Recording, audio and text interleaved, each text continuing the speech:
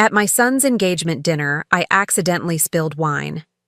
My husband snapped his fingers in front of the guests. "Look at her, clumsy housewife. Get on your knees and clean it, now." As I bent down crying, the bride's billionaire father stood up and kicked the chair away. He knelt on the floor with me, held my face, and whispered, "Elizabeth, you disappeared 30 years ago. I never stopped loving you." I froze. "I'm glad to have you here. Follow my story until the end and comment the city you're watching from so I can see how far my story has reached. My name is Elizabeth and I'm 59 years old. For 39 years, I've been married to Bradley, and for 39 years, I've felt invisible. Tonight was supposed to be special, our son Dylan's engagement dinner at the Preston Valley Country Club. Instead, it became the night that changed everything. I should have known something would go wrong. It always did when Bradley wanted to impress people. The crystal chandeliers cast dancing shadows across the Persian rugs as I moved carefully between the tables, serving wine to the guests. Yes, serving. At my own son's engagement party. "Elizabeth, hurry up with that wine," Bradley snapped from across the room, his voice cutting through the gentle murmur of conversation. These people don't have all night. I felt my cheeks burn as several guests turned to look at me. Mrs. Henderson from Bradley's car dealership shook her head disapprovingly, while the country club members whispered behind their cloth napkins. I was the only wife serving at her own son's celebration, but Bradley insisted I couldn't afford the catering staff. "Coming, dear," I replied softly, gripping the wine bottle tighter. The bottle felt heavier than usual in my hands, or maybe my hands were just shakier. At 59, I'd learned to keep my voice steady even when my heart was breaking. Dylan sat at the head table with his fiancée, Sophia. She was beautiful, 35 years old with long auburn hair and intelligent green eyes. More importantly, she was kind to me, which made her a rarity in Bradley's world. Her father sat beside her, a distinguished man in his early 60s with salt and pepper hair and kind eyes. I'd heard he was some sort of businessman, very successful, but he seemed different from the usual crowd Bradley tried to impress. As I approached their table, Sophia smiled warmly at me. "Thank you, Mrs. Morrison. You don't need to serve us. Please, sit and enjoy the party." Bradley's laugh boomed across the room. "Don't mind Elizabeth, Sophia. She enjoys keeping busy, gives her purpose." I forced a smile and continued pouring wine. The shame burned in my chest, but I was used to it. 39 years of marriage had taught me that fighting back only made things worse. At least Dylan looked uncomfortable with his father's comment. That gave me some small comfort. The disaster happened as I reached for Sophia's father's glass. My sleeve caught the edge of his water glass, and everything seemed to move in slow motion. The wine bottle tilted, and deep red wine splashed across the pristine white tablecloth and onto the expensive Persian rug beneath our feet. The entire room fell silent. "Oh God, I'm so sorry," I whispered, frantically reaching for napkins. My hands shook as I tried to contain the spreading stain. Bradley's face turned purple with rage. He stood up so quickly his chair scraped against the floor, the sound echoing through the sudden silence. Every guest in the room was watching us now. "Look at her," Bradley announced, his voice dripping with disgust. He snapped his fingers in front of everyone, doctors, lawyers, business owners, people I'd known for years. "Clumsy housewife. This is exactly why I handle everything important in this family." My heart pounded as I knelt down, trying to blot the wine from the rug with my napkin. The smell of the wine mixed with the scent of shame and humiliation. I could feel everyone's eyes on me, judging me, pitying me. "Get on your knees and clean it now," Bradley commanded, pointing at the stain. "And do it properly this time." The room was so quiet I could hear the tick of the grandfather clock in the corner. I was already kneeling, but something about the way he said it, like I was his servant instead of his wife, made my soul crack a little more. Tears started flowing down my cheeks as I scrubbed at the expensive rug, my knees pressing into the hard floor through my thin dress. That's when everything changed. Sophia's father, I still didn't know his name, stood up abruptly. His chair made a sharp scraping sound as he pushed it back with enough force that it nearly toppled over. The anger in his eyes was unlike anything I'd ever seen. "What did you just say to her?" His voice was low, dangerous. Bradley straightened up, clearly not expecting to be challenged. "Excuse me?" Without hesitation, Sophia's father kicked his own chair away from the table. It crashed to the floor with a bang that made several guests gasp. Then he did something that stopped my heart. He knelt down on the floor beside me. His expensive suit pressed against the wine-stained rug as he gently placed his hands on either side of my face, tilting my chin up so I had to look at him. His touch was so gentle, so different from Bradley's rough handling. When our eyes met, his face went completely white. "Elizabeth?" he whispered, his voice breaking. "Elizabeth Marie?" I stared into his eyes, warm brown eyes that I recognized even after all these years, eyes that had looked at me with love when I was 19 years old, eyes that had haunted my dreams for 39 years. "Otto?" The name escaped my lips like a prayer. His thumbs gently wiped the tears from my cheeks as he spoke, his voice barely audible. "You disappeared 39 years ago.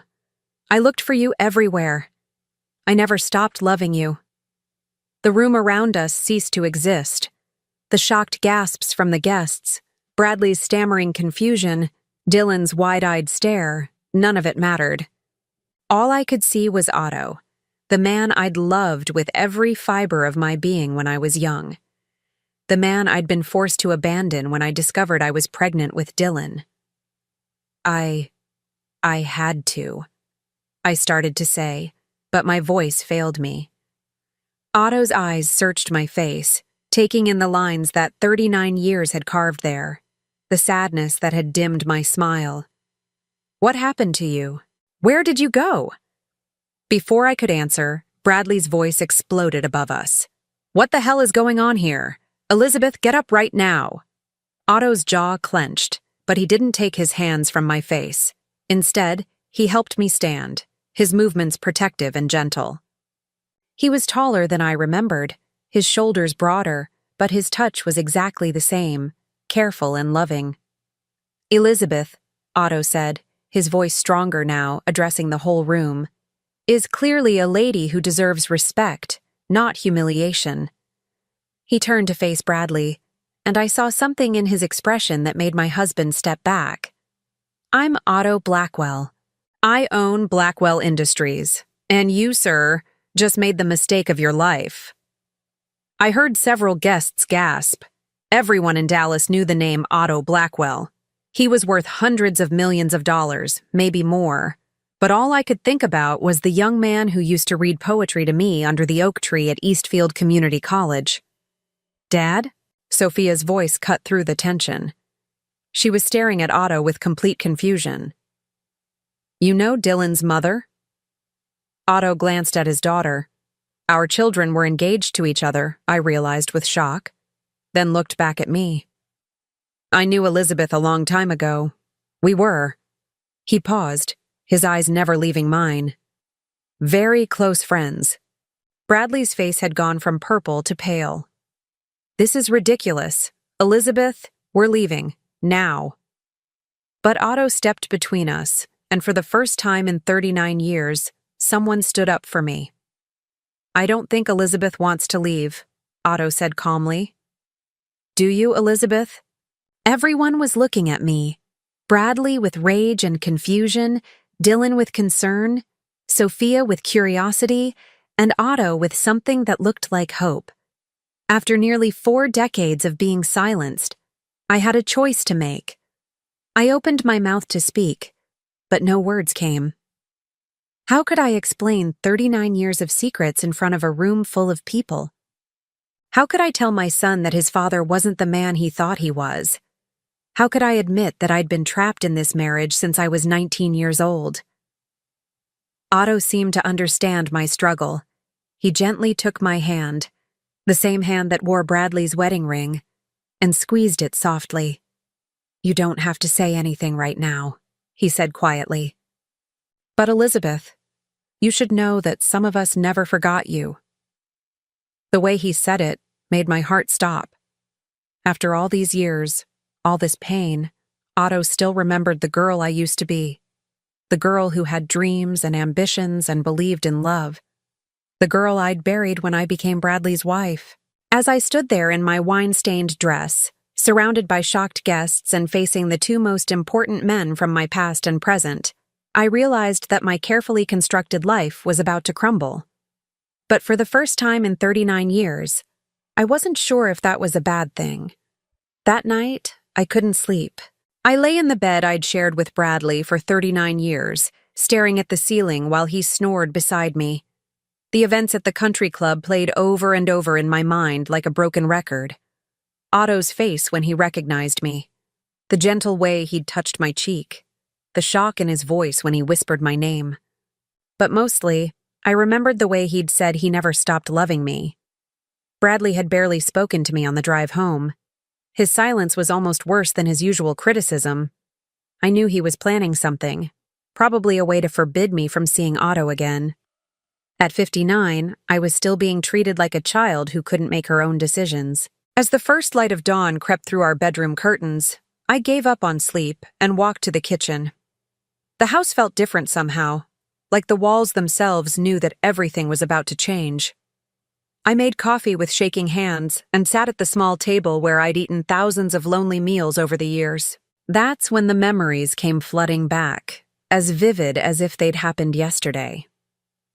1984. I was 18 years old, working part-time at the campus bookstore while studying English literature at Eastfield Community College. My parents had died in a car accident 2 years earlier, leaving me with just enough insurance money to pay for school if I was careful with every penny. I first saw Otto in Professor Martinez's poetry class. He sat in the back row, always arriving exactly 3 minutes before class started, carrying a worn leather notebook and a cup of coffee that smelled like vanilla. He was 19, a year older than me, studying business but taking literature classes for fun, as he told me later. What struck me first weren't his warm brown eyes or his gentle smile. It was the way he listened. When other students spoke, Otto gave them his complete attention, nodding thoughtfully, asking questions that showed he really cared about their opinions. In a world where I'd felt invisible since my parents' death, Otto's attention was like sunlight after a long winter. We started talking after class about the poems we'd read. Then those conversations moved to the campus coffee shop, then to long walks around the small lake behind the school. Otto had dreams, big dreams. He wanted to build a business empire, not for the money, but to create something lasting, something that would help people. I want to build affordable housing, he told me one autumn afternoon as we sat under our favorite oak tree, its leaves turning gold around us. Good homes for families who work hard but can't afford much. Everyone deserves a safe place to raise their children. I loved listening to him talk about his plans. His eyes lit up when he described the houses he wanted to build, the communities he wanted to create. But what I loved most was that he included me in those dreams. When we're married, he'd say, not if, but when, because we both knew it was inevitable, you can help me design the interiors. You have such an eye for making spaces feel like home. Those were the happiest months of my life. We'd study together in the library, sharing whispered jokes between the stacks of books. Otto would bring me wildflowers he picked on the way to campus. Daisies, black-eyed Susans, whatever was blooming. I pressed one of those flowers in my copy of Elizabeth Barrett Browning's Sonnets, the book Otto had given me for my 19th birthday. We made love for the first time in November, in Otto's tiny apartment off campus. He was so gentle, so careful with me. Afterward, he held me close and whispered, "I'm going to love you for the rest of my life, Elizabeth Marie. I promise you that." I believed him. God help me. I believed every word. The pregnancy test came back positive in February of 1985. I was 3 weeks late, and I knew before I even took the test. My body felt different, changed in ways I couldn't explain. I sat on the floor of my tiny bathroom, staring at those two pink lines, and my first emotion was joy. Otto and I were going to have a baby. We'd talked about children. He wanted 4, I wanted 3. We'd compromise on 3 and see what happened.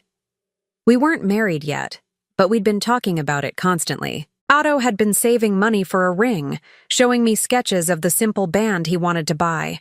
I practically floated to campus that day, excited to tell him the news. We'd figure it out together, like we figured out everything else.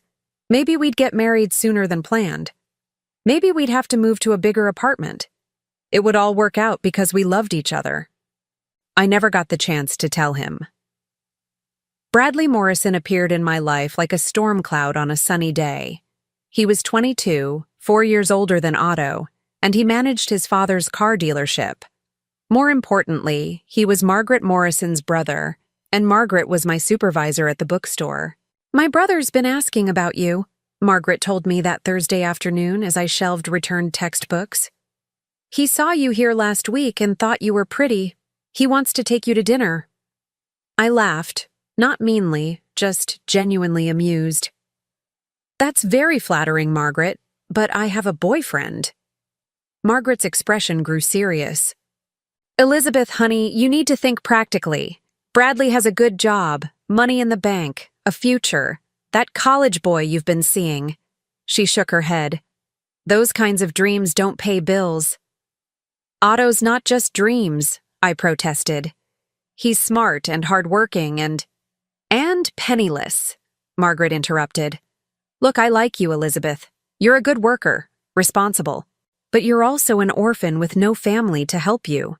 If something happened, if you got pregnant or sick or lost your job, what would that boy do for you? Bradley could take care of you properly." I tried to dismiss the conversation, but Margaret was persistent. She arranged for Bradley to accidentally run into me at the bookstore several times. He was handsome in a conventional way, with dark hair and blue eyes, and he did seem financially stable. But there was something about him that made me uncomfortable. He looked at me like I was something to be possessed rather than loved. The real problem started when I missed work due to morning sickness. I'd told Margaret I had the flu, but she was too observant. 2 weeks later, she cornered me in the break room. "You're pregnant, aren't you?" My face must have given me away because Margaret nodded grimly. "Does he know?" she asked. "Not yet. I'm going to tell Otto tonight." "Otto?" Margaret looked genuinely shocked. "Elizabeth, that boy can barely afford his own rent. How is he going to support a wife and baby? He'll probably run the moment you tell him." "He won't run," I said firmly. "Otto loves me." Margaret sighed like she was dealing with a naive child. "Honey, I've seen this story before. College boys love to play house until reality hits. But Bradley—" She paused for effect. "Bradley's been talking about marriage. He really cares about you, Elizabeth. And he could give that baby a name, a future." The words hit me like a physical blow. A name. In 1985, having a baby outside of marriage was still scandalous, especially in our small conservative community. I'd seen how people treated unmarried mothers. The whispers, the judgmental looks, the way doors closed in their faces. But Otto would marry me. I knew he would. We were planning to get married anyway. That's what I thought until Margaret showed me the newspaper clipping. "I didn't want to show you this," she said, her voice full of fake sympathy. "But you need to know who you're really dealing with." The headline read, "Local family's business venture fails, leaves investors millions in debt." Otto's last name was mentioned.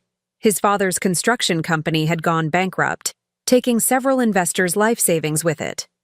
According to the article, the Blackwell family was facing lawsuits and had lost their home. "He never told you, did he?" Margaret asked softly. "About his family's money problems?" "Elizabeth, this boy is not just poor. He's from a family that destroys other people financially. Do you really want to tie yourself to that?" My hands shook as I read the article. Otto had mentioned that his father was having some business difficulties, but he'd made it sound temporary, manageable. This made it sound like his entire family was toxic. Think about your baby, Margaret continued. Do you want to raise a child in poverty? With a father who comes from a family of liars? Bradley could give you both security, respectability. He's already told me he'd be willing to marry you despite the situation. Despite the situation. As if my pregnancy was a shameful secret instead of a blessing. I need to think, I whispered. Don't think too long, Margaret warned. Bradley's a good catch, but he won't wait forever, and every day you wait, you'll be showing more. That night, I sat in my apartment staring at the phone. I wanted to call Otto, to ask him about the newspaper article, to tell him about the baby. But what if Margaret was right? What if Otto ran when he realized the financial burden? What if his family's problems meant he could never provide for us? I placed my hand on my still flat stomach and thought about my child's future. Did I have the right to condemn my baby to poverty because I was in love? What kind of mother would I be if I chose romance over my child's welfare? The next morning, I called in sick to work and spent the day walking around the lake where Otto and I had shared so many dreams. By evening, I'd made my decision. I would marry Bradley Morrison. I never told Otto about the pregnancy. Instead, I told him I'd realized we wanted different things, that I needed security more than I needed love. I watched his heart break in his beautiful brown eyes, but I forced myself to stay strong. For the baby. For our future. 2 months later, I was Mrs. Bradley Morrison. Dylan was born 6 months after that, a premature baby who weighed 7 pounds and was perfectly healthy. Bradley never questioned the timing, and I never told him the truth about Dylan's father. For 39 years, I kept that secret. For 39 years, I told myself I'd made the right choice. But sitting in my kitchen at dawn, remembering the gentle way Otto had touched my face just hours before, I wondered if I'd made the biggest mistake of my life. The worst part was that Otto had become everything he dreamed of becoming, and more. While I'd spent decades as Bradley's unpaid servant, Otto had built the business empire he'd always talked about. He'd created affordable housing, just like he'd planned. He'd helped thousands of families have safe homes. And according to the way he'd looked at me last night, he'd never forgotten the girl who used to listen to his dreams under the oak tree. I reached into my pocket and pulled out something I'd carried for 39 years. A small silver locket containing the pressed flower Otto had given me on my 19th birthday.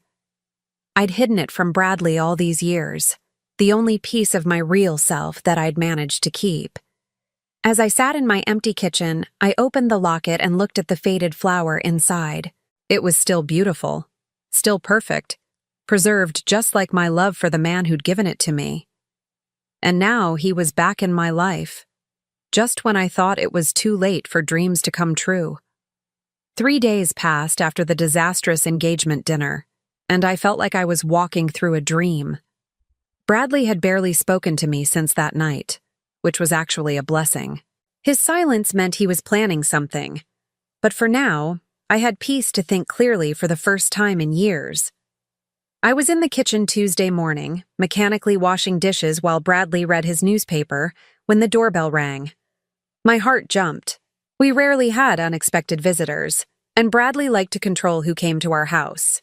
"Elizabeth, get the door," Bradley commanded without looking up from his sports section. I dried my hands on my apron and walked to the front door, expecting to see a delivery person, or maybe one of Bradley's colleagues from the dealership. Instead, through the frosted glass, I saw a tall figure in an expensive suit. My breath caught in my throat. Even after 39 years, I recognized that silhouette. I opened the door, and there was Otto, looking just as nervous as I felt.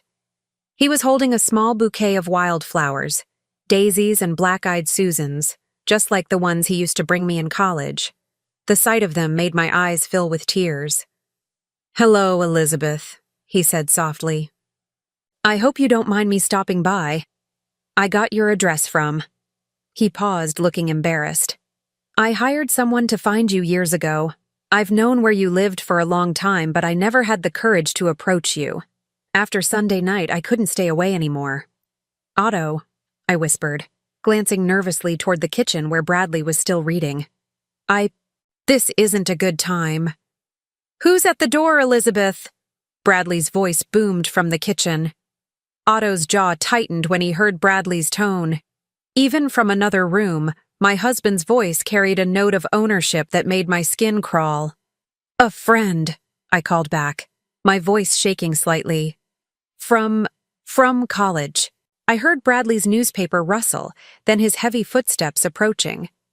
Otto stepped closer to the door, his eyes searching my face with concern. Are you afraid of him? Otto asked quietly, and the gentleness in his voice almost broke me. Before I could answer, Bradley appeared behind me, his presence immediately filling the doorway with tension. He was several inches shorter than Otto, but carried himself like he owned the world. Well, well, Bradley said with false joviality. If it isn't the famous Otto Blackwell, what brings you to our humble home? Otto's expression remained polite but cool. I wanted to apologize for the disruption at the engagement dinner. I'm afraid seeing Elizabeth after so many years caught me off guard. I'll bet it did, Bradley replied, his voice carrying an edge. Elizabeth has that effect on people, always causing trouble without meaning to. I watched Otto's hands clench at his sides, and I realized he was fighting to control his temper. The Otto I'd known in college had been gentle, but there was something harder about him now, forged by decades of business dealings and success. Actually, Otto said carefully, I think Elizabeth handled herself with remarkable grace under difficult circumstances. The two men stared at each other for a long moment, and I felt like I was watching a chess match where I was the prize neither player would admit they wanted. Well, Bradley said finally, it was nice of you to stop by, but we're quite busy today. Elizabeth has a lot of housework to catch up on. Actually, I heard myself say, surprising all three of us, I was just about to go grocery shopping. Otto, would you like to join me? We could catch up properly. The silence that followed was deafening. Bradley's face turned that familiar shade of purple, but with Otto standing there, he couldn't explode the way he normally would. Instead, he forced a tight smile. Of course, dear. Don't be gone too long. You know how I worry. The threat in his voice was subtle but unmistakable. Otto caught it too. I could tell by the way his expression hardened. 20 minutes later, I found myself sitting across from Otto in a small cafe on the other side of town, feeling like I was 19 again. He'd insisted on driving me there, and his car, a modest sedan despite his wealth, surprised me. I'd expected something flashy, but Otto had never been about showing off. You don't have to pretend with me, Elizabeth, he said gently after the waitress brought our coffee. I can see it in your eyes, the way you flinched when he raised his voice. How long has he been treating you like that? I wrapped my hands around my coffee cup, needing something to hold on to. It's not what you think. Bradley's just set in his ways. Traditional. Traditional men don't humiliate their wives in public, Otto replied firmly. Traditional men don't speak to the women they love the way he spoke to you Sunday night. The word love hung in the air between us, heavy with implications and memories. I stared into my coffee, afraid to meet Otto's eyes. Tell me about your life, Otto said, changing the subject but not really. Are you happy, Elizabeth? Really happy? The question was so simple, but I couldn't remember the last time anyone had asked me that. When was the last time anyone had cared about my happiness? I have Dylan, I said finally. He's a good son. He's successful, kind, engaged to a wonderful woman. That's enough. That's not what I asked, Otto said softly. I looked up at him then, really looked at him. The years had been kind to Otto. His hair was silver now, and lines crinkled around his eyes, but he was still handsome. More than that, he still looked at me like I mattered, like my thoughts and feelings were important. I used to paint, I found myself saying. When Dylan was little, I'd paint while he napped. Landscapes mostly, flowers, beautiful things. Bradley said it was a waste of money and time, so I stopped.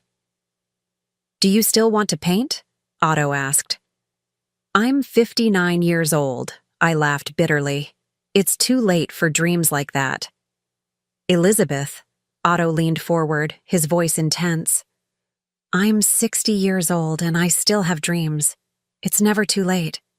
We sat in silence for a moment, and I felt something stirring in my chest that I'd thought was dead. Hope. "What about you?" I asked. "Are you married? Children?" Otto's expression grew sad. "I was married once, briefly, about 10 years after you left. Her name was Catherine.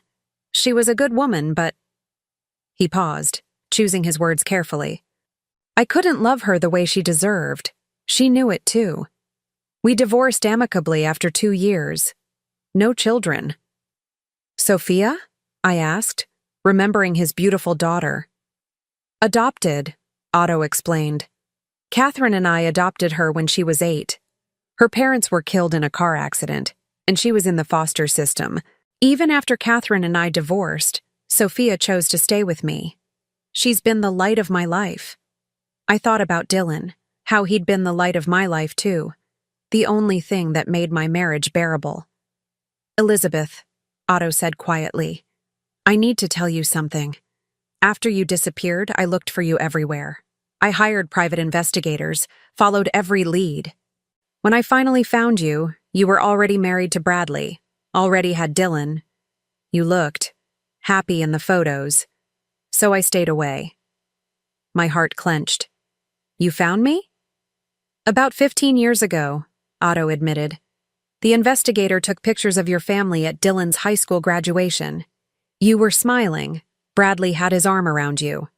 I thought you'd found the life you wanted." "Those pictures," I whispered, remembering that day. "I was smiling because Dylan was graduating, not because I was happy with Bradley."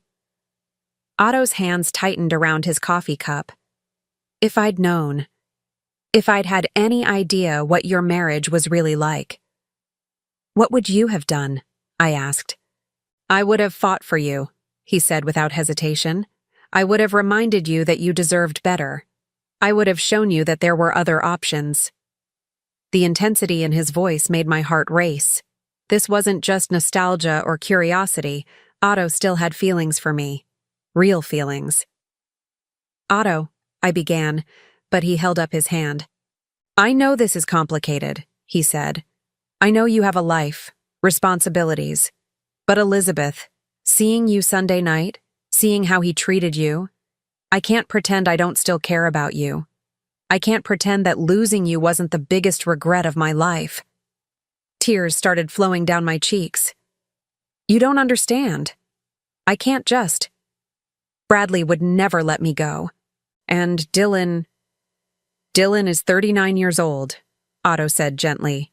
"He's engaged, starting his own family. Don't you think it's time you started living for yourself?" Before I could respond, my phone buzzed with a text message. "Bradley, where are you?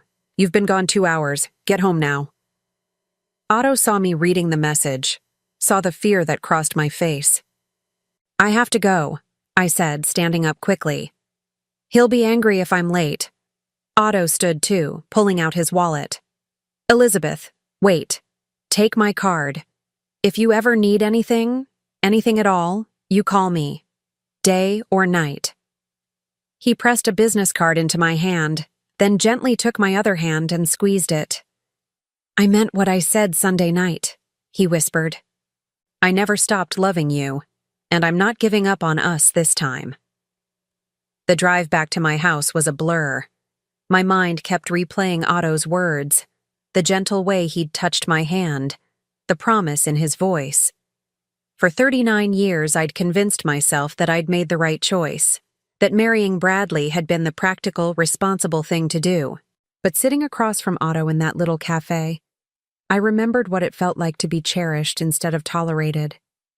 I remembered what it felt like to have someone care about my dreams, my thoughts, my happiness. I pulled into our driveway and saw Bradley's silhouette in the front window, waiting for me. My hands shook as I turned off the engine. In my purse, Otto's business card felt like it weighed 1,000 pounds. As I walked toward the house, I realized that everything had changed. I'd spent 3 decades being Bradley's wife, Dylan's mother, but I'd forgotten how to be Elizabeth. Otto had reminded me that she still existed, buried beneath years of submission and silence. The question was, after all these years, was it too late to set her free? Bradley opened the door before I could knock, his face dark with suspicion. "You were gone a long time for grocery shopping," he said, noting my empty hands. "I forgot my wallet," I lied smoothly. "I'll go back tomorrow." As I walked past him into the house, I felt Otto's business card pressing against my palm through my purse. For the first time in decades, I had a secret that was mine alone. And surprisingly, it didn't feel like a betrayal. It felt like the first breath of freedom I'd taken in 39 years. The secret meetings with Otto continued for 2 weeks. We'd meet at different cafes around town, always somewhere Bradley wouldn't think to look for me. I told him I was running errands or visiting the library, small lies that felt enormous to someone who'd spent 39 years being completely honest. Each time I saw Otto, I felt a little more like myself again. He brought me books of poetry, listened when I talked about the paintings I dreamed of creating, and told me about his work building affordable housing communities. When he spoke about his projects, his eyes lit up the same way they had when we were young, and I fell in love with him all over again. But the best part was how he looked at me. Not like Bradley, who saw me as a collection of failures and inconveniences, but like I was precious, like I was worth listening to, like I mattered. It was during our 4th meeting that Otto asked the question I'd been dreading. "Elizabeth," he said gently, setting down his coffee cup. "I need to know about Dylan's father." We were sitting in a small bookshop cafe on the north side of town, surrounded by the smell of old books and fresh pastries. My hands trembled as I reached for my purse, pulling out the silver locket I'd carried for 39 years. "You gave this to me for my 19th birthday, I said, opening it to reveal the pressed flower inside. I was wearing it the day I found out I was pregnant. Otto stared at the locket, recognition dawning in his eyes. "You kept it all these years?" "It was the only piece of you I could keep," I whispered. "Otto, Dylan isn't Bradley's son. He's yours." The silence that followed seemed to stretch forever. Otto's face went completely pale, then flushed with a mixture of emotions I couldn't read. When he finally spoke, his voice was barely audible. "My son? Dylan is my son?" I nodded, tears streaming down my face. "I was going to tell you, but then Margaret showed me that newspaper article about your father's business, and she convinced me that you couldn't provide for us. I was 19 and scared and alone, and I thought I was protecting him." Otto's hands shook as he reached across the table to take mine. "Elizabeth, that newspaper article. My father's company did fail, but it wasn't because of anything dishonest. He'd co-signed loans for friends who couldn't pay them back. We lost everything trying to help other people. Within 5 years, I'd rebuilt what we lost and more. The cruel irony of it hit me like a physical blow. I'd given up the love of my life to protect my son from poverty, and in doing so, I'd condemned us both to a life that was poor in every way that mattered. 39 years, Otto whispered, his voice breaking. I missed 39 years of my son's life. "Otto, I'm so sorry," I sobbed. "I thought I was doing the right thing. I thought—" "Shh," he said, moving to sit beside me, pulling me into his arms. "You were 19 and alone. You did what you thought was best with the information you had. But Elizabeth, we have to tell him the truth." The thought of telling Dylan that his entire life was built on a lie terrified me. What if he hates me? What if he thinks I'm a horrible person for lying to him all these years? "Dylan is a good man," Otto said firmly. "I can see that, even from the little time I've spent with him. Good men understand that sometimes people make impossible choices in impossible situations. That evening, I came home to find Dylan's car in our driveway. He was sitting at the kitchen table with Bradley, and both of them looked up when I walked in. The tension in the room was immediately palpable. "Mom," Dylan said, standing up to hug me. "Dad told me you've been spending time with Mr. Blackwell. Is everything okay?" I shot a look at Bradley, who was watching me with cold calculation. He'd been building his case against me, gathering information to use as ammunition. "Your mother has been acting strangely since the engagement dinner," Bradley said, his voice dripping with false concern. "Running off for hours, making excuses. I'm worried about her mental state." "My mental state is fine," I said firmly, surprised by the strength in my own voice. "Is it?" Bradley asked. "Because from where I sit, it looks like you're having some kind of midlife crisis, getting swept up in romantic fantasies about the past." Dylan frowned, looking between us. "What's he talking about, Mom?" I looked at my son, Otto's son, and realized I couldn't keep lying. Not anymore. Dylan deserved the truth, even if it destroyed everything. "Dylan," I said quietly, "I need to tell you something about your father." Bradley's face went white. "Elizabeth, don't you dare—" "Shut up," I said, my voice stronger than it had been in decades. "For once in your life, just shut up and let me speak." Dylan's eyes widened. He'd never heard me talk to Bradley that way before. 39 years ago, I was in love with someone else, I continued, my voice gaining strength. His name was Otto Blackwell, and we were planning to get married. When I found out I was pregnant, I was manipulated into believing that Otto couldn't provide for us, that marrying Bradley was the right thing to do. So I lied to Otto, broke his heart, and married Bradley to give you a name. The kitchen was so quiet I could hear the tick of the wall clock. Dylan stared at me in shock, while Bradley's face cycled through rage, fear, and calculation. "You're saying," Dylan said slowly, "that Otto Blackwell is my biological father?" I nodded, tears streaming down my face.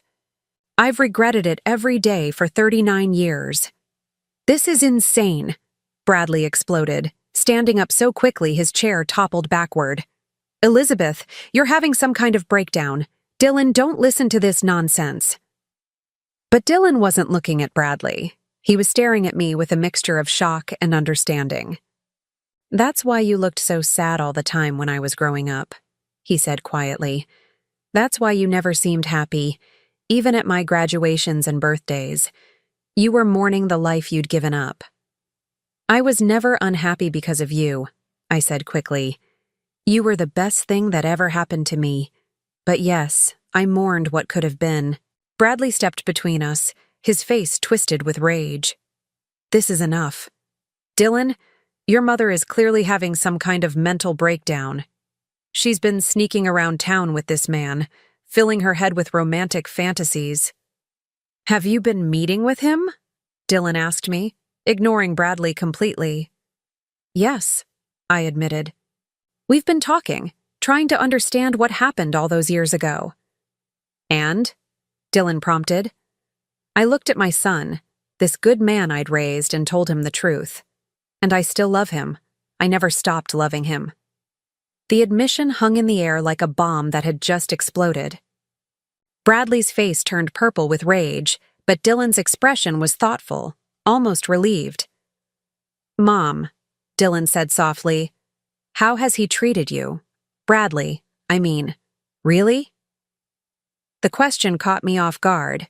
In all the years of my marriage, no one had ever asked me that question directly. "Dylan, don't encourage this," Bradley warned. "Your mother is clearly—" "I wasn't talking to you," Dylan snapped, and I saw Otto's strength in my son's voice. "Mom, I asked you a question." I looked at Dylan, then at Bradley, then back at my son. For 39 years, I'd protected Bradley's reputation, made excuses for his behavior, pretended that emotional abuse was just his way. "He treats me like a servant," I said quietly. "He humiliates me in public, controls every aspect of my life, and makes me feel worthless every single day. Dylan's jaw clenched, and I saw anger flash in his eyes, not at me, but at the man he'd called father his entire life. "Is that true?" Dylan asked Bradley. "Your mother exaggerates," Bradley said dismissively. "She's always been overly dramatic." "Answer the question," Dylan said, his voice deadly calm. "Have you been emotionally abusing my mother for 39 years? Bradley sputtered, clearly not expecting to be challenged by his son. "I don't have to listen to this. Elizabeth, tell him you're sorry for this ridiculous story and let's move on." But I wasn't sorry. For the first time in decades, I wasn't sorry for telling the truth. "Dylan," I said, "there's something else you should know. Otto doesn't know that you're his son. I never told him." Dylan stared at me for a long moment, then pulled out his phone. "What's his number?" "Dylan, what are you doing?" "I'm calling my father," Dylan said firmly. "My real father." Bradley lunged for the phone, but Dylan stepped away, his hand already dialing. "Hello, Mr. Blackwell. This is Dylan Morrison. I think it's time we had a conversation about my mother. And about me." As I listened to my son arrange to meet the man who was his biological father, I felt 39 years of lies and secrets finally cracking apart. It was terrifying and liberating at the same time. Bradley stood in the corner, his face a mask of rage and defeat. He'd lost control of the narrative, lost his grip on both Dylan and me. For the first time in our marriage, he was powerless. And I realized that I was no longer afraid of him. "I'm leaving," I announced, surprising myself with the finality in my voice. "I'm filing for divorce." "You can't," Bradley snarled. "You have nothing. You are nothing without me." "You're wrong," I said, standing up straighter than I had in years. "I have 39 years of life to reclaim, and I have a son who loves me enough to support my happiness." Dylan finished his phone call and looked at me with something I'd never seen in his eyes before. Respect. "Otto's coming over," he said. "It's time for this family to start telling the truth." As we waited for Otto to arrive, I felt like I was standing on the edge of a cliff, about to jump into an unknown future. It was terrifying, but for the first time in decades, I wasn't jumping alone. I had my son. I had the man I'd never stopped loving, and most importantly, I finally had myself back.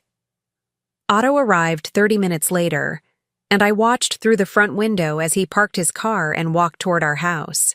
Even from a distance, I could see the determination in his stride, the way his shoulders were set with purpose. This wasn't the gentle college boy I'd fallen in love with.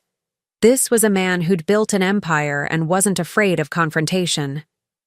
Bradley had spent the last half hour pacing the living room like a caged animal, alternating between threats and attempts at manipulation.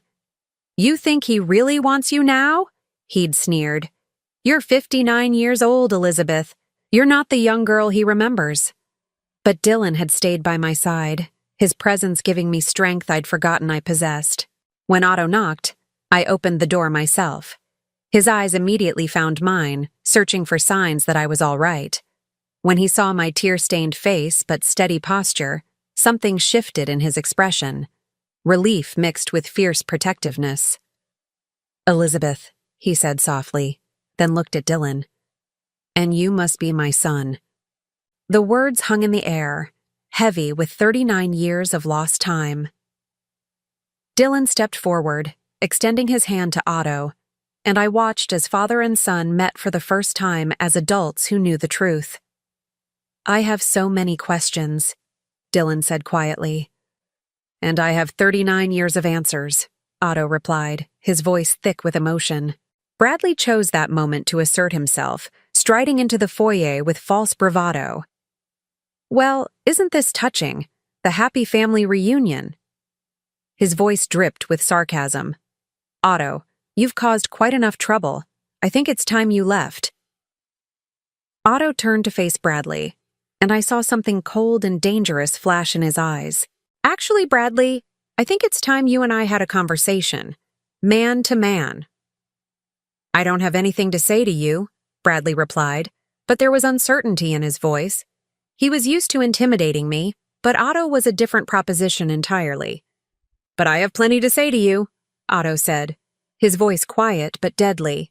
For instance, I'd like to know how you justify 39 years of emotional abuse.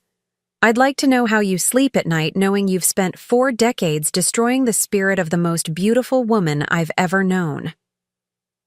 Bradley's face flushed red. You don't know anything about our marriage. Elizabeth is my wife. Elizabeth is not your property, Dylan interrupted, and I felt a surge of pride at the strength in my son's voice. And from what I've observed over the years, you've treated her like an unpaid servant rather than a partner. I watched this confrontation unfold, feeling like I was seeing my life from the outside for the first time. Bradley, who had seemed so powerful for so long, suddenly looked small and pathetic standing between Otto and Dylan. Elizabeth, Otto said, turning to me, I want you to know that whatever you decide, I'll support you. If you want to try to work things out with Bradley, I'll respect that. But if you want to leave, I'll help you. You won't be alone. The offer hung between us like a lifeline. For 39 years, I'd felt trapped because I had nowhere to go, no resources of my own. Bradley controlled our bank accounts, our social circle, every aspect of my life. But Otto was offering me a way out. I can't, I whispered, old fears rising up. Bradley's right about one thing. I don't have anything. No money, no career, no place to live. I'm 59 years old. How do I start over now? Otto stepped closer, his voice gentle but firm. Elizabeth, do you remember what I told you about the affordable housing communities I've built? One of them has a beautiful art studio that's been sitting empty for months. The previous tenant was an elderly woman who taught painting classes there. She passed away last spring, and I've been looking for the right person to take over. My heart stopped. What are you saying? I'm saying that if you want it, the space is yours. Rent-free for the first year while you get back on your feet. There's even a small apartment above the studio. You could teach art classes, sell your paintings, be the artist you were always meant to be. The generosity of the offer took my breath away, but Bradley immediately jumped on it. You see? He said triumphantly. He's trying to buy you, Elizabeth. This is exactly what I've been warning you about. He thinks he can swoop in and rescue you because he has money. No, Otto said firmly, his eyes never leaving mine. I'm offering Elizabeth what she deserves. Respect, support, and the chance to live her own life. Something you've never given her. I looked around the room at these 3 men, each representing a different path for my future. Bradley, who wanted to maintain control and keep me trapped in a life that was slowly killing my spirit. Dylan, who wanted me to be happy, but was trying to respect both the man who'd raised him and the man who'd fathered him. And Otto, who was offering me freedom, but asking for nothing in return. The choice should have been easy, but 39 years of conditioning don't disappear overnight. I need time to think, I said finally. Time to think? Bradley exploded. Elizabeth, this is insane.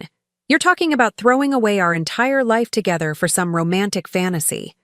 You're not 20 anymore. Stop, I said, my voice stronger than I'd heard it in years. Just stop talking. Bradley's mouth snapped shut in shock. I'd never spoken to him that way before. You're right about one thing, I continued. I'm not 20 anymore. I'm 59 years old, and I've wasted nearly 40 years of my life being afraid. Afraid of making the wrong choice, afraid of disappointing people, afraid of taking risks. I looked directly at Otto. I'm tired of being afraid. Otto's eyes filled with hope, but he didn't push. He just waited. Bradley, I said, turning to face my husband, I want a divorce. The words came out clearer and stronger than I'd expected. Bradley staggered backward as if I'd physically struck him. You can't be serious, he stammered. Elizabeth, you're having some kind of breakdown. You need to think about this rationally.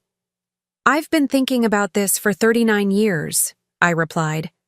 I should have left the first time you made me feel worthless. I should have left when you started controlling every aspect of my life. I should have left when I realized that you saw me as a convenience rather than a person. Where will you go? Bradley asked desperately.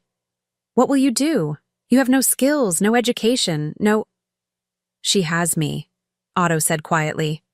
And she has Dylan. And most importantly, she has herself.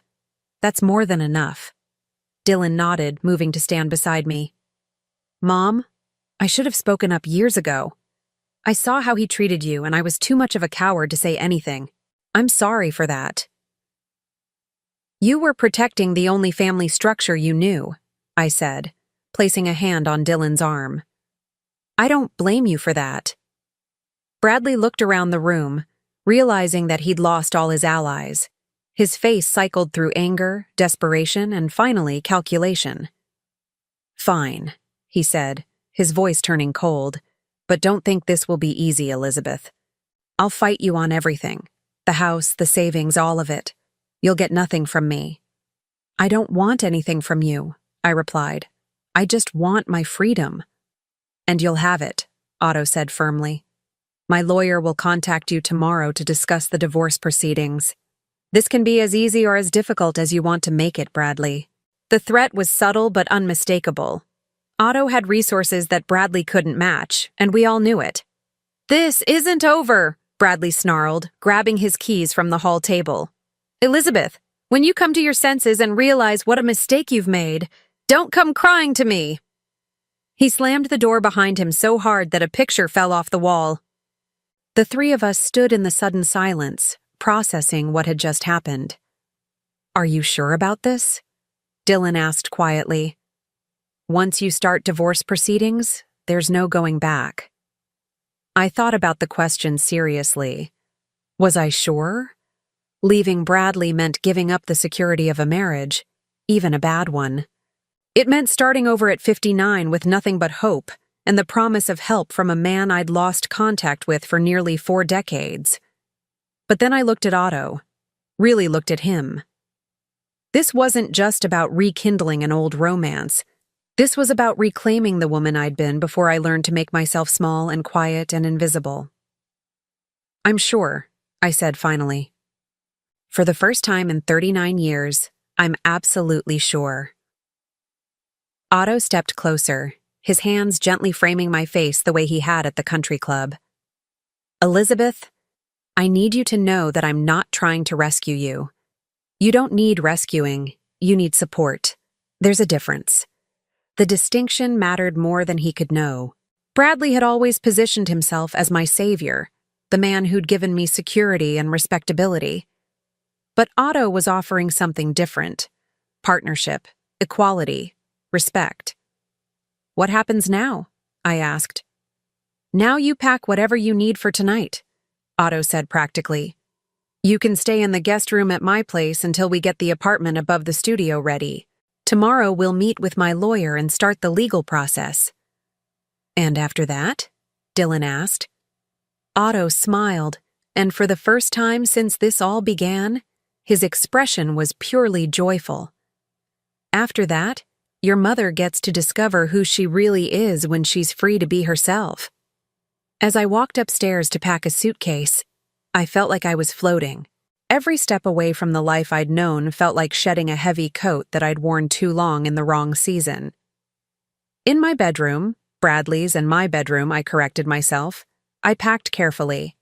I took my clothes, my few pieces of jewelry, and the books of poetry that Otto had given me in college, which I'd hidden in the back of my closet for decades. Most importantly, I took the silver locket with the pressed flower inside. It had sustained me through 39 years of loneliness, a tiny piece of proof that I had once been loved completely and unconditionally. But now I didn't need to hide it anymore. As I walked down the stairs with my suitcase, Otto and Dylan were talking quietly in the living room. They looked up when they heard my footsteps. Ready? Otto asked. I nodded, then took one last look around the house where I'd spent most of my adult life. It should have felt sad, leaving behind so many years and memories. Instead, it felt like emerging from a long, dark tunnel into sunlight. "I'm ready," I said. 6 months later, I stood in front of my easel in the art studio, a paintbrush in my hand and sunlight streaming through the tall windows. The canvas before me was alive with color. A landscape of the lake where Otto and I used to walk when we were young, but painted with the wisdom and experience of a woman who had finally found her way home. The divorce had been finalized just 2 weeks ago. True to his threats, Bradley had fought me on everything, but Otto's lawyer was excellent. And in the end, Bradley's attempts to control the proceedings only made him look petty and vindictive. I'd walked away with enough money to be comfortable, but more importantly, I'd walked away with my freedom. The art studio had become everything Otto had promised and more. I taught painting classes 3 afternoons a week to a group of wonderful women ranging in age from 30 to 80. We called ourselves the Late Bloomers, and every Tuesday, Thursday, and Saturday, the studio filled with laughter and creative energy. I'd sold 12 paintings in the past 4 months, enough to prove to myself that this wasn't just a hobby, but a genuine second career. But the best part was living above the studio. The small apartment was nothing like the grand house I'd shared with Bradley, but it was mine. Every piece of furniture, every book, every coffee cup had been chosen by me. For me. When I woke up in the morning, I could hear birds singing instead of Bradley's criticisms. The doorbell chimed, and I looked up to see Otto walking into the studio. Even after 6 months, my heart still skipped a beat when I saw him. We'd been taking things slowly. I'd needed time to rediscover who I was outside of my marriage to Bradley, and Otto had been patient and supportive throughout the process. "How's the painting coming?" he asked, walking over to stand beside me at the easel. "Almost finished," I said, adding a touch of gold to the autumn leaves reflected in the lake water. "I think it's one of my best pieces." Otto studied the canvas, his expression thoughtful. "You've captured something beautiful here. The light, the way it dances on the water. It reminds me of that day we spent at the lake when you were 19. Do you remember? It was October, and you wore that yellow sweater that matched the leaves." I set down my paintbrush and turned to face him, amazed as always by how clearly he remembered our time together. "I remember everything about that day. You read me Elizabeth Barrett Browning's sonnets under the oak tree. 'How do I love thee? Let me count the ways,'" Otto quoted softly, his eyes never leaving mine. "I can't believe you still remember that poem," I said, feeling tears spring to my eyes. "I remember everything about you, Elizabeth," he replied, reaching up to gently touch my face. "I've had 40 years to memorize every moment we shared." The intensity in his voice made my breath catch. We'd been spending time together almost every day. He'd take me to dinner, we'd walk through art museums, he'd bring me flowers from his garden. But we hadn't talked about the future, about what this relationship was becoming. "Otto," I began, but he placed a gentle finger against my lips. "Before you say anything," he said, "I have something for you." He reached into his jacket pocket and pulled out a small velvet box. My heart stopped.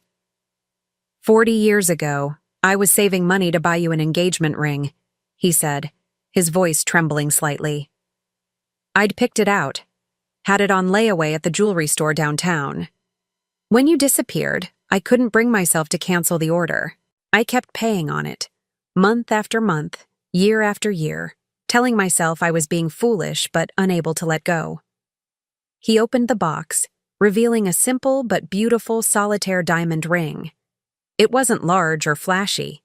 It was exactly what I would have chosen for myself at 19 and exactly what I'd choose now at 59. "I picked it up from the jeweler last week," Otto continued. "Elizabeth Marie, will you marry me? Will you let me spend whatever years I have left trying to make up for the 40 we lost?" I stared at the ring, then at Otto's hopeful, nervous face. This wasn't the desperate proposal of a young man afraid of losing his girlfriend. This was the considered offer of a mature man who knew exactly what he was asking and what he was promising in return.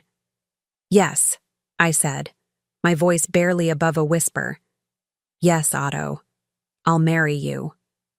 His face lit up with joy as he slipped the ring onto my finger. It fit perfectly, as if it had been waiting 40 years just for this moment. He pulled me into his arms and kissed me, and I felt like I was 19 again, full of hope and dreams and infinite possibilities. When we finally broke apart, I was crying and laughing at the same time. "I never thought I'd get a second chance at this kind of happiness," I said. "We're not getting a second chance," Otto replied, his arms still around me. "We're getting our first chance. Everything that happened before was just preparation." The wedding was small and perfect. Dylan walked me down the aisle of a little chapel surrounded by gardens, and Sophia stood as Otto's best woman. The Late Bloomers painting group served as my bridesmaids, creating a bouquet of women in their 40s, 50s, 60s, and 70s, all of us proving that it's never too late for new beginnings. Margaret Morrison, Bradley's sister who had convinced me to marry him all those years ago, showed up unexpectedly at the reception. I hadn't seen her since the divorce, and I braced myself for confrontation or criticism. Instead, she approached me with tears in her eyes. "Elizabeth," she said quietly, "I owe you an apology, a huge one. I convinced you to marry my brother because I thought financial security was the most important thing a woman could have. I was wrong. I can see now how happy you are. Really happy. And I realize what I cost you all those years ago." Her apology surprised me. For 40 years, I'd carried resentment toward Margaret for her role in pushing me toward Bradley. But standing there in my wedding dress, holding Otto's hand, I found that the anger was gone. "We all did what we thought was best with the information we had," I said, echoing Otto's words from months ago. "I forgive you, Margaret." She hugged me tightly, and I felt another piece of the past heal and release its hold on me. Bradley didn't attend the wedding, but I heard through mutual acquaintances that he'd already started dating someone new, a much younger woman who worked as a secretary at his car dealership. I felt sorry for her, but I also felt a deep sense of relief that it was no longer my responsibility to manage his ego or endure his control. The honeymoon was a trip to Italy, something I'd dreamed about for decades but never imagined I'd actually experience. Otto and I spent 2 weeks wandering through art museums, sitting in sidewalk cafes, and talking about everything we'd missed during our 40 years apart. "Do you have any regrets?" he asked one evening as we sat by the Trevi Fountain in Rome, watching tourists throw coins and make wishes. I considered the question seriously. Did I regret the 40 years I'd spent with Bradley? The dreams I'd deferred? The woman I'd suppressed? The time I'd lost? "I regret the pain," I said finally. "I regret the loneliness and the fear. But I don't regret Dylan. And I don't regret the lessons I learned about my own strength. If I hadn't been through all of that, I might not appreciate what we have now." Otto took my hand, running his thumb over my wedding ring, the ring that had waited 40 years for me to be ready to wear it. "You know what I love most about us now?" he said. "What?" "We're not trying to recapture our youth. We're not trying to pretend we're 19 again. We're two people who've lived full lives, who've made mistakes and learned from them, who know exactly how precious this kind of love is." He was right. What Otto and I had now was deeper and richer than what we'd shared as teenagers. It was love tempered by experience, strengthened by loss, and made precious by the knowledge of how easily it could be lost. A year after our wedding, I held my first solo art exhibition at a gallery in downtown Dallas. 30 paintings filled the space, landscapes, portraits, still lifes, all created during my year of freedom and rediscovery. The opening night was packed with friends, art collectors, and complete strangers who'd been drawn by the beauty and emotion in my work. Dylan stood beside one of my paintings, talking animatedly to a potential buyer. Sophia was across the room, radiant in her pregnancy. She and Dylan were expecting their first child in the spring. Otto moved through the crowd, introducing me to important people, his pride in my work evident to everyone who met us. "Mrs. Blackwell?" the gallery owner said, approaching me with a satisfied smile. "I'm pleased to tell you that we've sold 18 paintings tonight. You have a waiting list of people who want to commission work." Mrs. Blackwell. I was still getting used to my new name, to the identity that came with it. Elizabeth Morrison had been defined by her marriage to Bradley, by her role as Dylan's mother, by her ability to make herself invisible. Elizabeth Blackwell was an artist, a wife by choice rather than obligation, a woman who'd learned to take up space in the world. "Thank you," I said. "This has been more wonderful than I ever imagined." As the evening wound down, Otto and I found ourselves alone in the gallery, surrounded by my paintings. The red dots marking sold pieces dotted the walls like small victories. "Proud of yourself?" Otto asked, wrapping his arms around me from behind. I leaned back against his chest, looking around at the visual representation of my new life. Amazed, more than proud. A year ago, I was 59 and convinced my life was essentially over. "Now look at this." "Now look at you," Otto corrected gently. "This isn't about the paintings or the gallery or even our marriage. This is about you remembering who you were always meant to be." Later that night, we sat on the balcony of our penthouse apartment. Otto had convinced me to move in with him 6 months after our wedding, looking out over the Dallas skyline. The city sparkled below us, full of lights and life and possibilities. "What are you thinking about?" Otto asked, noticing my contemplative mood. "That young girl who used to dream about having a life like this," I said. "She had to wait 60 years to get it, but she got it." "We got it," Otto corrected, taking my hand. "And we're going to enjoy every minute we have left." Now I'm curious about you who listened to my story.